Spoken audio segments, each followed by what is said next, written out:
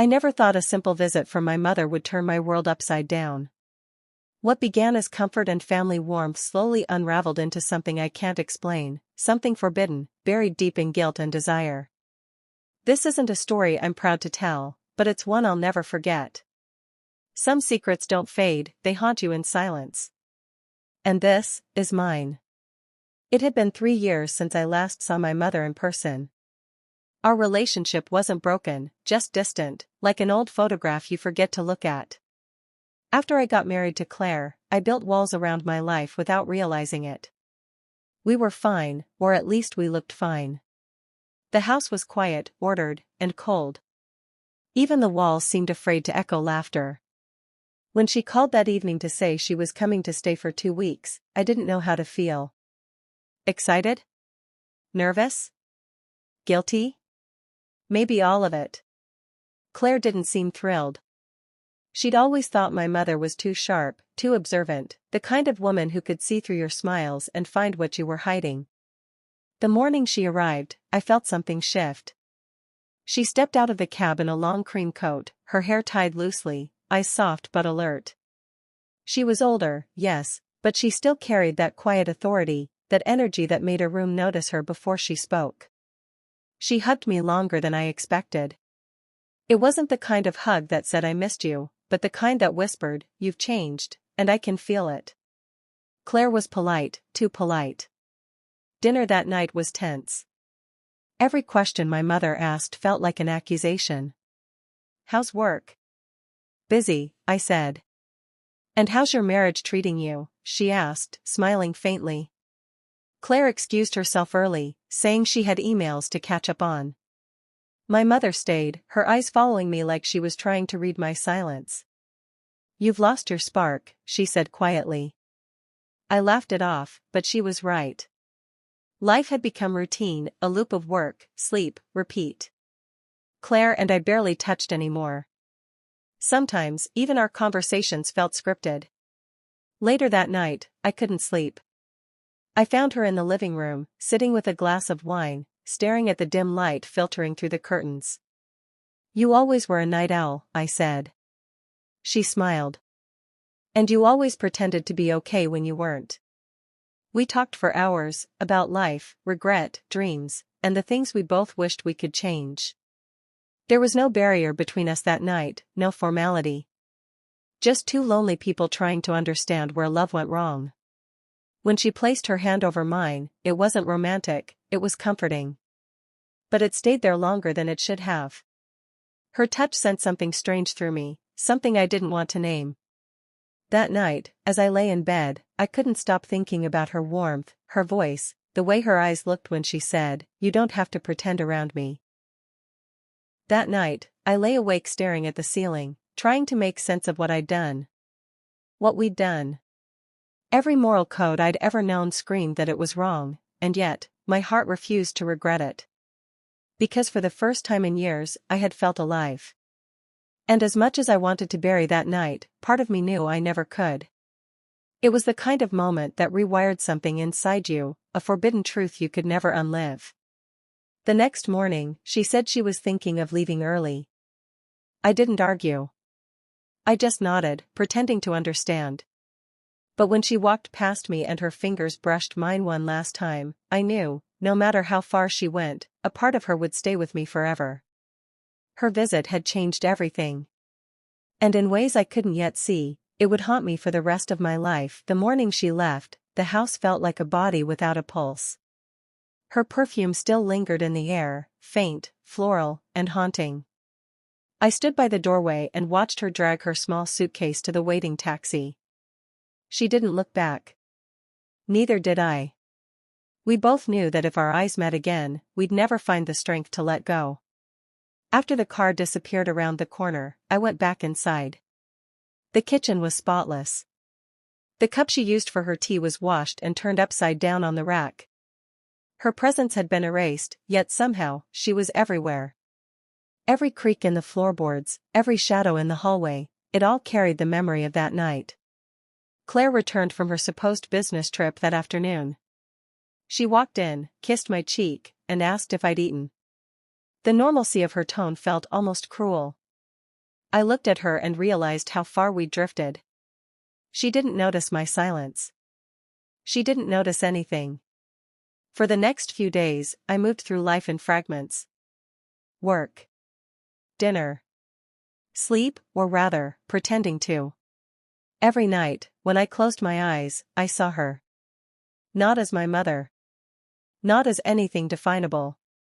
Just her, the woman who looked at me and made me feel like I still existed. The woman who had held my loneliness without judging it. A week later, her first text arrived. Just 4 words, "Are you doing okay?" I stared at it for a long time. My thumbs hovered over the keyboard, unsure of what honesty would sound like. Finally, I typed, "Trying to." We didn't talk about what happened. We didn't have to. Each message we exchanged was cautious, carefully wrapped in everyday language that tried to disguise what lay underneath. But behind every housework, and "did you eat," was a longing neither of us dared to name.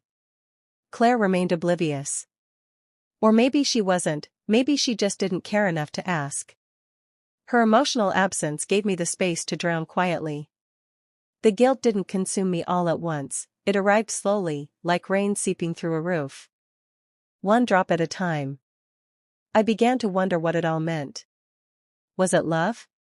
Was it madness? Or was it just 2 broken people finding temporary warmth in each other's shadows? "No," she said, shaking her head slowly. "You're surviving. There's a difference." The rain drowned out my voice when I tried to respond. She turned to me then, really turned. Her eyes glistened, not with tears, but with understanding. "You don't have to be strong all the time," she whispered. When I sat beside her, our hands brushed again. It was innocent at first. But neither of us moved away this time. The air between us grew heavier, thick with everything unsaid. There was no intent, no plan, just 2 hearts that had forgotten how to be held. I don't know how long we stayed like that, silent, staring into the storm. But I do remember the moment her head rested on my shoulder, and I didn't stop it. I remember her breath against my neck, slow and steady. It was the most intimate silence I'd ever known. When Claire's car lights appeared at the gate, my mother sat upright quickly, pulling the blanket tighter around her. "You should go," she said quietly. Her tone wasn't commanding, it was protective. That night, I couldn't sleep. Every sound in the house felt amplified, the ticking clock, the soft creak of floorboards, the distant rhythm of her breathing down the hallway. My mind raced with guilt, confusion, and something dangerously close to longing. I wanted to tell myself it was just loneliness, that what I felt was a trick of the mind. But deep down, I knew it wasn't that simple. The lines between comfort and desire had started to blur, and once that happens, it's almost impossible to go back. The next morning, when she greeted me with a faint smile, I realized we both felt it, the tension neither of us could name. And yet, neither of us tried to stop it. Her visit had started as a family reunion. But now, something darker, and undeniably human, was quietly taking root between us. I remember the night it happened as clearly as I remember the sound of my own heartbeat. The rain had been falling for hours, soft at first, then steady, then heavy enough to turn the streets into mirrors. Claire had gone out again, claiming she had a late-night work dinner, but by then, I'd stopped asking questions. Her absences no longer surprised me. If anything, they made the silence easier. My mother was in the kitchen, barefoot, wearing one of my old sweatshirts. She was humming a song I hadn't heard since childhood, something she used to sing while cooking on Sunday mornings. The sound brought back a flood of memories I wasn't ready for. Love, safety, warmth, all things I hadn't felt in my marriage for years. When she turned and saw me standing by the doorway, she smiled. "You're quiet tonight." "Just tired," I said, stepping closer. She poured me a cup of tea without asking, sliding it across the counter. "Tired," she repeated softly. "You've been tired for years, haven't you?" I tried to laugh, but it came out hollow. "Maybe." A few weeks later, she called. Hearing her voice again nearly shattered me. "I shouldn't be calling," she said softly. I know. I just. I needed to hear you. There was silence, heavy and fragile. I could hear her breathing, steady, controlled, but trembling just beneath the surface. Do you regret it? I asked finally. She took a long pause. I regret that it happened, she said. But not that it was with you. Her honesty hit me like a storm. I closed my eyes, and for a moment, I wished I could turn back time, not to undo it, but to live it again, just once more, without the guilt attached. That night, I went for a long walk. The city was asleep, the streets glistening under streetlights. I tried to convince myself that what happened was an accident, a moment of weakness born out of loneliness. But deep down, I knew better. It wasn't weakness. It was hunger. The kind that only grows stronger when denied. Over the next few months, life settled into an uneasy rhythm. She stopped calling, stopped texting. I knew she was trying to move on, to cleanse herself of the mistake that had tethered us together. But I couldn't. I replayed our conversations in my mind like old songs, each one laced with a kind of forbidden tenderness that no one else would ever understand. Claire started noticing my distance. She'd ask questions I couldn't answer. Why do you look lost all the time? Are you thinking about someone else? And I'd lie. Because the truth wasn't something words could fix. The truth was too heavy, too twisted, too bound to love and shame to be spoken aloud. Sometimes, I'd catch myself almost calling her, my mother. Then I'd stop, my hand frozen over the phone, realizing how dangerous that impulse had become. It wasn't just a moral boundary anymore, it was an emotional addiction. Months passed before she called again. It was a quiet Sunday morning. Claire was asleep beside me, and the phone buzzed on the nightstand. I picked it up before it woke her. I'm getting married, she said. The words didn't register at first. What? Her voice was calm, but there was a faint tremor. I met someone. It's complicated. But he's kind. He makes me feel safe. I sat there in silence, staring at the ceiling as the walls seemed to close in.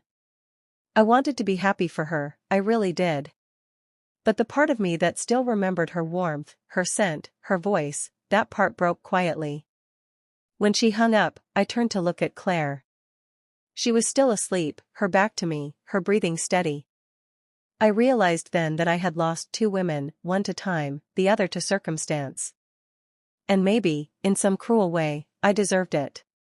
Her visit had changed my life. Not because of what happened that night, but because it forced me to see myself, the emptiness, the longing, the man who had been pretending for far too long. And now, I was left with silence. The kind of silence that doesn't fade.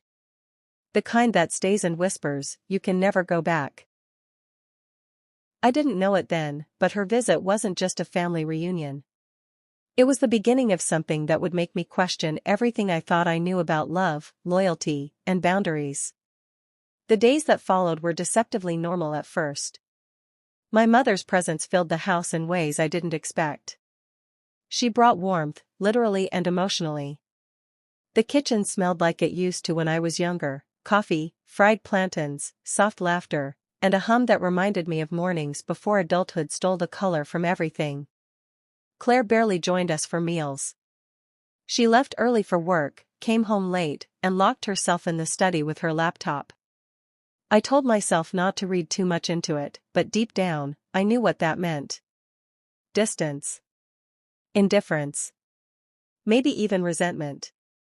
My mother saw it too, though she didn't say anything, at least not right away. One evening, while Claire was out meeting a client, my mother and I sat in the living room watching old photos from my childhood. Her laughter was softer now, tinged with nostalgia. I could feel the years between us folding away like paper, revealing the bond we'd almost forgotten. You used to draw me little cards, she said, smiling faintly. You'd write, to the best mom in the world. I kept every single one. You still have them? I asked. She nodded. Of course. They remind me that love, real love, doesn't just disappear. It changes, it hides, but it never fully dies. Her words hit deeper than she probably meant them to. Maybe she was talking about her past, maybe she was talking about mine. Either way, they stayed with me. That night, after she went to bed, I couldn't stop thinking about her voice, steady, calm, filled with something I hadn't heard in years, genuine affection. My marriage with Claire had drained me emotionally. Everything had become transactional, sex, conversation, even smiles. But with my mother around, I felt seen.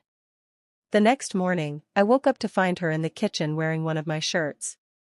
It hung loosely on her, the sleeves rolled up. She looked effortlessly natural, comfortable in my space in a way Claire never had. For a moment, I forgot to breathe. When she turned and caught me looking, she smiled knowingly, as if she could sense my thoughts before I could bury them. "Coffee?" she asked, voice light. I nodded, trying to compose myself. But that moment changed something in me, something I didn't want to admit. We talked more over the next few days. About life, about loneliness, about the way love fades when people stop nurturing it. She listened without judgment, just listened. No one had done that for me in years. And when she spoke, her words carried the weight of experience, not authority. One rainy evening, I found her on the porch, wrapped in a blanket, watching the downpour. She didn't turn when I approached. "You're unhappy," she said softly. "I can see it in your eyes." "I'm fine," I lied. It's been almost a year since that night, the night everything inside me shifted. My mother is married now, living in another city. Sometimes, I still see her updates on social media, pictures of her garden, her husband, her smile. She looks happy. Or at least, she looks at peace. I tell myself that's what matters. Claire and I are still together, though the word together feels like a stretch. Our marriage exists like a play we both know by heart. We perform our roles well enough to keep the illusion alive. The neighbors still wave when we leave the house together, and my colleagues still call us the perfect couple. If only they knew how much emptiness can hide behind a smile. I've tried to bury the past, but memory has a way of refusing to stay buried. It comes back in small, uninvited ways: the smell of rain on the pavement, the sound of her laughter echoing through my head, the warmth of her hand over mine. Those moments live somewhere deep inside me, untouchable yet alive. For a long time, I thought what happened between us was a sin, something shameful, something unforgivable. But the more I've lived with it, the more I've realized it wasn't just about desire.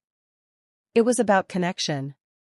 It was about two lonely souls, trapped in silence, finding a pulse in each other's company. And yes, it crossed every imaginable line, but it also opened my eyes to everything I'd ignored for years. My life before her visit was mechanical. I woke up, worked, came home, existed. I didn't live. That night, as wrong as it was, reminded me of what it meant to feel again. To be seen. To be wanted. To be touched not out of obligation, but out of recognition. I know how that sounds. I know what anyone reading this would think. But that's why I'm anonymous. This story isn't about justifying anything, it's about confessing the truth that most people will never admit. Sometimes, we find meaning in the most forbidden places. Sometimes, the person who wakes you up isn't meant to stay. After her wedding, I didn't reach out. I couldn't. I deleted our texts, erased her number, and promised myself I'd let her go. But every now and then, when the house is quiet and Claire has already gone to bed, I find myself wondering what life would have been if we hadn't let guilt pull us apart. Would we have destroyed each other? Or saved each other? I'll never know. What I do know is this: the night my mother visited didn't just change my life. It split it in two. There was the me before her visit, numb, detached, going through the motions. And then there's the me after, haunted, yes, but awake. I started therapy months ago, though I never told the whole truth. I just said I had unresolved family issues. My therapist calls it emotional displacement, the act of redirecting neglected love toward the one person who embodies both comfort and danger. Maybe that's what it was. but it doesn't make it easier. The way she looked at me then, it wasn't maternal. It was human. Vulnerable. Her eyes searched mine like she was trying to find the boy I used to be and the man I'd become, and reconcile the two. We sat in silence for a long while, just listening to the rain. The kitchen light flickered occasionally, casting a soft, uneven glow on her face. She looked peaceful. And for the first time, I realized how beautiful she was, not as my mother, but as a woman. A woman who had lived, loved, lost, and still carried grace in her every movement. I used to dream of this, she said suddenly. Of what? Of peace. Of quiet. Of sitting beside someone who sees me. The words slipped between us like a confession. And maybe that's what they were. Because when I reached out and touched her hand, she didn't pull away. Instead, her fingers curled around mine, firm and warm. You shouldn't, she whispered, though her voice trembled. I know, I replied. But I can't pretend I don't feel it. The rain grew louder, almost drowning our breathing. When she finally looked up, our faces were inches apart. It wasn't a planned moment. There was no hesitation, no grand declaration. It just happened, the way fire catches when everything is dry. Her lips were soft, trembling slightly, tasting of tea and guilt. The world outside ceased to exist. For that moment, there were no labels, no titles, no rules, just two people starved for connection. When she finally pulled away, her chest rose and fell quickly. We can't, she said, but her voice lacked conviction. I know, I said again. But the truth was, I didn't want to stop. We stood there in the kitchen, the space between us thick with everything we'd unleashed. Then she took my hand again and led me silently to the living room. The lights were dim, the air warm.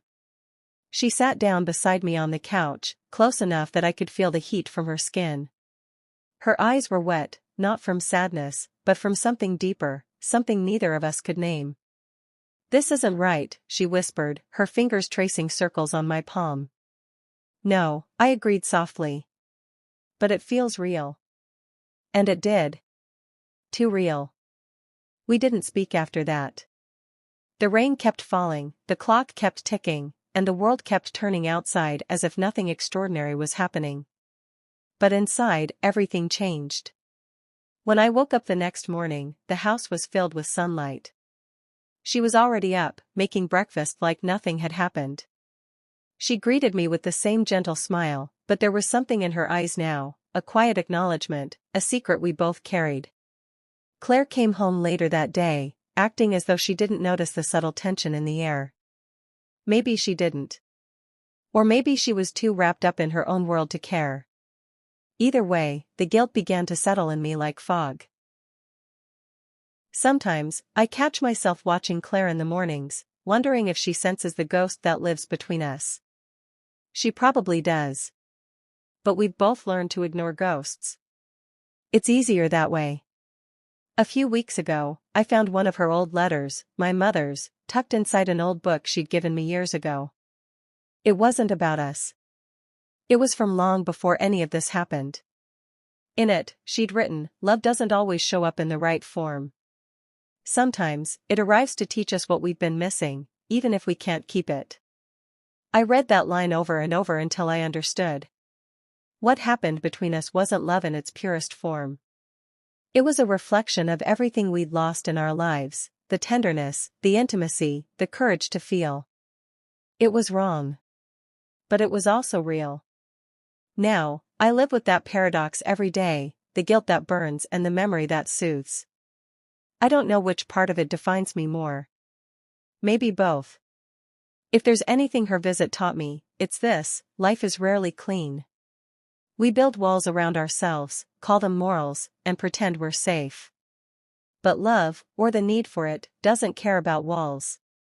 It seeps through the cracks, finds your weakest spot, and forces you to look at who you really are. And when it leaves, it doesn't apologize. It just leaves you with silence and questions that never stop echoing. Her visit changed my life, not because of the night we crossed the line, but because it exposed the truth I'd spent years avoiding. That love isn't always holy. That loneliness can drive even the most faithful heart into dangerous places. And that sometimes, the most unforgivable thing isn't what we do. It's what we discover about ourselves in the process. Some stories are hard to tell, and even harder to forget. What happened during that visit still lingers in the quiet corners of my mind, a reminder that one moment can change everything. If this story moved you, made you think, or stirred something deep inside, don't leave without subscribing. There are more true confessions, untold desires, and hidden emotions waiting to be uncovered right here. Backhand index pointing right, hit subscribe, turn on the notification bell, and join me on this journey through love, guilt, and truth, one story at a time. Because sometimes, the stories we hide are the ones that define us most. This story is a fictionalized narrative inspired by true-to-life emotions and experiences. It is intended for mature audiences only due to its sensitive themes. All names, characters, and events have been altered or anonymized for privacy. Viewer discretion is advised.